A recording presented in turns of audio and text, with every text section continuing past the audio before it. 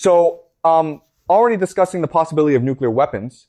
And the reason why is that a lot of Iran's ballistic missile capabilities are buried deep underground. And so you cannot actually destroy these facilities. But there's certain problems with the use of tactical nuclear weapons. The first thing is this. Sergei Lavrov, the Russian foreign minister, has already said that Russia will ensure the success and the survival of the Iranians. The possibility is that Putin announces that Iran is under the Russian nuclear umbrella. I don't want to say too much because people will think I'm insane, but I don't think that nation states are really the powers that people think they are. There are other entities that are above nation states. We saw that in the Epstein files, right? Everyone assumed that Jeff Epstein was this Mossad agent or CIA who was blackmailing these powerful Americans in order to garner support for Israel. But there were certain things that happened when we actually read the Epstein files that's very confusing. First of all, why are Bill Gates and Reid Hoffman, why are they going to Jeffrey Epstein begging for money? Bill Gates was the richest man in the world. Reid Hoffman is a billionaire. Why are they going to Jeffrey Epstein and begging for money, right?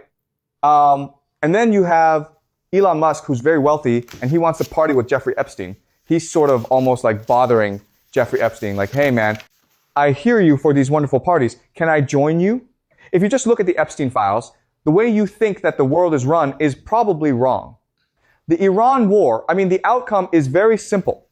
The outcome is to unalive as many people as possible, to destroy the entire global economy, to force the United States out of the Middle East, to destroy the Gulf nation states, to suck Turkey into the war, to lead to the creation of the Greater Israel Project and eventually Pax Judaica, and then eventually to creating conditions for another world war called the War of Gog and Mag, where Russia and Iran attack Israel together, which will usher in the end of the world. That's a script, that's a plan they have in mind. So it's all been preordained, it's all been scripted out, and that's exactly what's going to happen. And it's only, like, how long will this thing take? But they will send in ground troops into Iran. It will be a disaster. Look, if you see the world not through economic lens, the economy doesn't matter. It's all about the willingness of your population to fight wars and to die for what they believe in. And there are exactly 4 nations in Southeast Asia that have a history of dying for what they believe in. This includes Japan, South Korea, North Korea, and Vietnam. The war for Southeast Asia will be between these 4 nations. And you see Iran and Russia surviving the current conflict. So Russia is clearly win the war in Ukraine, and Russia will become a dominant power in Europe, which will force the rise of Germany as a response to Russia. So what's going to happen is that the American empire is going to finance and support the rise of Germany as a counterweight to Russia. But I think that even though they may fight some wars, I think in the long term, what will happen is a grand alliance between Germany and Russia. And that is the new power in the world. I think a grand alliance between Germany and Russia will be unstoppable. In Southeast Asia, that the new power will be Japan. So these are the 3 major powers in the world: a German-Russian alliance, Israel in the Middle East, and then Japan in East Asia. America will emerge in the Western Hemisphere because they have no competitors. But we can expect that America will be will have a lot of issues. It'll have civil wars. It will have to defend its territories in South America, in the Caribbean, against guerrilla insurgents who want their sovereignty. But the world is heading towards a new place, a brave new world. We've never seen it before. It'll be complete chaos. And quite honestly, the goal is to unalive as many people as possible because the world can't sustain 8 billion people. So you're trying to create as many conflicts as possible to reduce a population so that the population will be easier to govern, to create compliance. What this war has shown us is that the world really is a mirage. It's a hallucination. What you believe to be true is not actually true.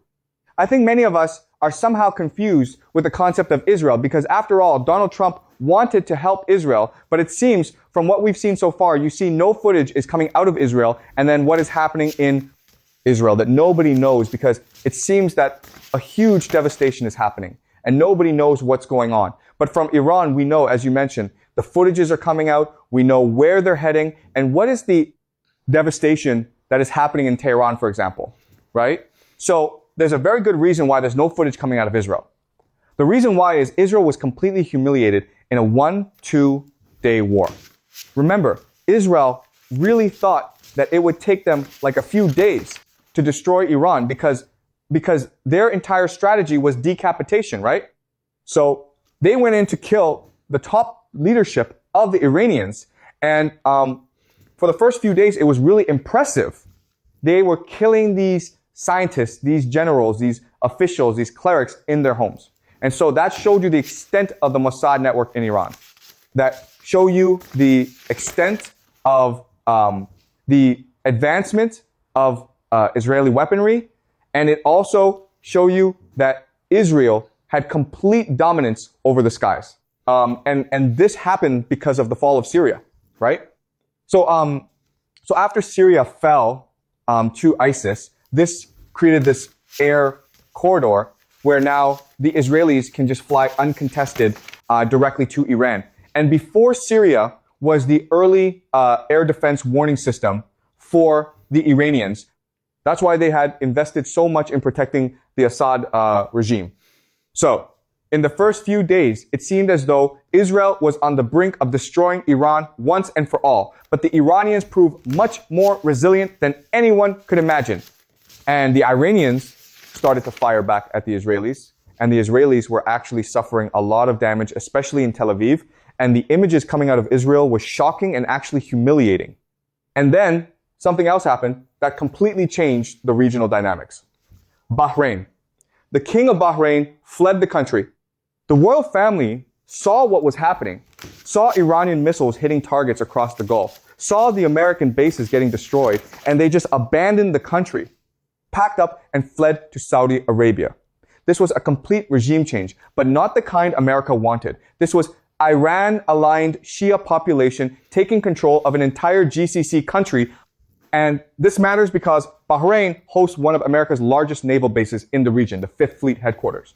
And now that base is surrounded by a hostile population that just overthrew a pro-American monarchy. And so the Israelis basically begged the Americans to come in and save them from losing to Iran. And that's why Trump and the Iranians sort of orchestrated or coordinated or choreographed this conflict, right? You know, where 1 or 2 B-2 bombers went in and blew up an empty mountain, and then the Iranians struck back and attacked an empty US base in Qatar, and that was it. And that was the end of the 12th day war. And then, if you remember, Netanyahu went to talk to Putin and asked Putin to do him a favor and talk to Iranians and said, listen, Trump says that we've taken out your nuclear weapons program, your uranium enrichment program, and that's good enough for us. So I promise you, Iran, that we, the Israelis, will not provoke another conflict. There will be peace between us. And Putin delivered that message that was widely reported at that time. And we really thought that at the end of the 1-2 day war, we would have peace in the Middle East because Iranians have demonstrated to everyone that they will fight back and they can fight back. And Israel doesn't have the capacity to actually destroy the regime, the government in Iran.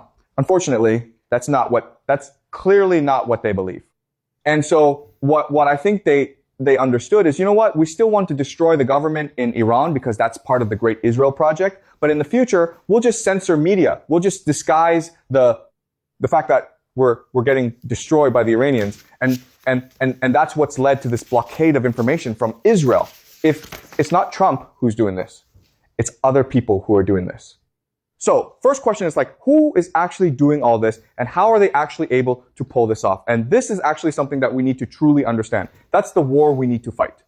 This is not a war between United States and Iran. That doesn't really matter in the end. It's really about a war of self-knowledge. Do each of us have the will, have the courage to seek the truth out, even though the truth can shatter our very sense of reality? So let me end with this note. Let me tell you what we need to do if we are to win this war individually. Plato's allegory of the cave. Plato's allegorical cave is this. Everyone is chained to the floor. All right, you're shackled on the floor. You can't move. Even your head, you can't move because of a chain. You can only steer ahead. You're sitting at an empty wall. Behind you is this fire. And then there are certain people, the elite, the true power in the world. They put up these puppets that the fire then reflects as shadows onto the wall. And then what we do is we look at the wall and we create our own reality. We give them a language. We make up stories about these shadows on the wall. And that's the reality that we live in today, where we think it's all real, but it's all an illusion. And the people behind the fire pulling the strings, they're the real power. The United States, Russia, China, this war between the United States and Iran, that's all an illusion. Meant to distract you from trying to turn over and figure out what's really going on behind the scenes. And that is a challenge for us as human beings to not be lied into this conflict before us, to think that it really matters who wins, the United States or Iran. It doesn't really matter. It really matters if Israel becomes an empire or not. It doesn't really matter. It matters if BRICS is successful or not. It doesn't matter. None of this matters. What matters is our understanding of the world. What matters is our desire, our courage to seek the truth, no matter how painful the truth is. That's what matters. Well, let me tell you this. Even though the Democrats were to win the midterms, and that is also suspicious and unlikely given what's happening, but even though the Democrats were to win the midterms, when they come to office, Congress would still allow Trump to fight this war. The Democrats have done absolutely nothing at all to stop Trump from fighting this war. Congress has a constitutional obligation to declare war, and they should have organized a vote in order to stop the president from declaring war. It's something called the War Powers Act. It should have been scheduled before the war started. And what they did was this. They scheduled the War Power Act's debate to be on Tuesday, like 4 days before the actual attack. So they knew the attack was coming. They scheduled it in at a particular time when it would not be relevant. So Congress is not stopping the president. Congress is enabling the president. Ground troops, all right? Not one powerful Democrat has said, I'm against ground troops. What you have is people like Chuck Schumer saying, oh, I've looked at the evidence. I've been briefed by Marco Rubio. And yeah, the situation is way worse than we think. So it's all just a deception. It's all just an illusion. It's already been decided what's going to happen. It's all a script. And the idea that actually, the American people can vote their way out of this? No, they can't. It's like 999% of humanity. Like even more than 99%. Like, maybe there are only a few thousand people actually in charge of anything, but they're able to do whatever they want. But it's all about the United States. And many people in Iran, they say it doesn't matter what they're thinking of. If they want to invade Iran, come here and we're waiting for them. That's why they're prepared in the grand invasion. They really feel that they can defeat the United States on the ground as well. And that's the calculation.